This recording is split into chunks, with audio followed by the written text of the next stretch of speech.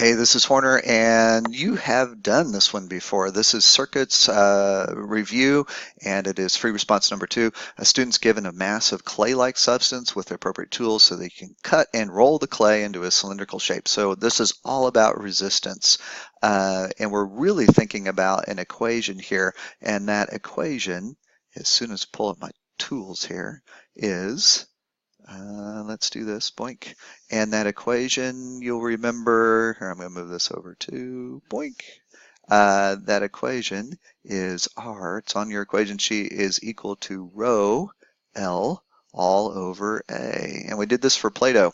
It says they want us to go through and suggest a more refined question that is related to the given question that would be better guiding the student in designing experimental procedures. So you could either say, how is resistance affected by length, or how is resistance affected by cross-sectional area? So we did both of those in that lab. In order to do this, you'd have to think back to the lab and remember we had to set up a full circuit.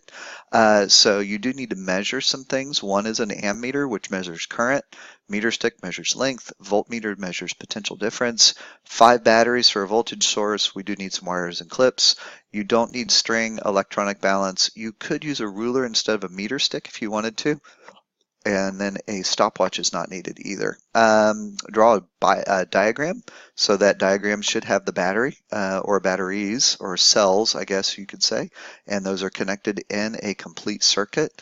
The clay is your resistor. Voltmeter is in parallel with that, and your ammeter is here. Several points for that one. If we go to the next part, it says outline a procedure. Remember, this should be 3 or 4 steps, no more.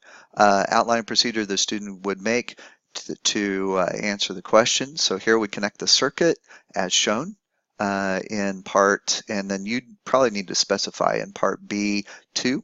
At that point, then we would say we would find the voltage or the potential and the current and measure the length of the clay with a meter stick. Shorten the clay, you probably need to put in here that when you shorten the clay, you just cut it off. You measure the new length and you leave the area the same. New length, you need to measure the voltage and the current. Find V and I at several new L values. So the other thing that I'd probably put on here is just to make sure that well, no, I think this is good. So you don't need to do multiple trials. There's no sense in that on this one. For part 4, it says explain the process of data analysis. So we would find the resistance values for each current voltage pair using the equation R is equal to V over I. And then we would create a table of those resistance and length values and plot it. And that would be R versus L. Notice they want you to explain the process of data analysis, but not actually do it. The student completes the procedure, and now you'll do the analysis. We would sketch a graph that represent the measurements made. So this would be our graph, R versus L. This would be a straight line. And that would be consistent with things that are ohmic, which means that they follow Ohm's law. Draw a data table with example values. So here's where we actually put that in. And so we're going to say resistance and length. Notice that each one of these, when I divide, gives me 2. And that would be our rho value, essentially, or our resistivity value for our resistor. And that is the end of the 12-point problem for circuits F2.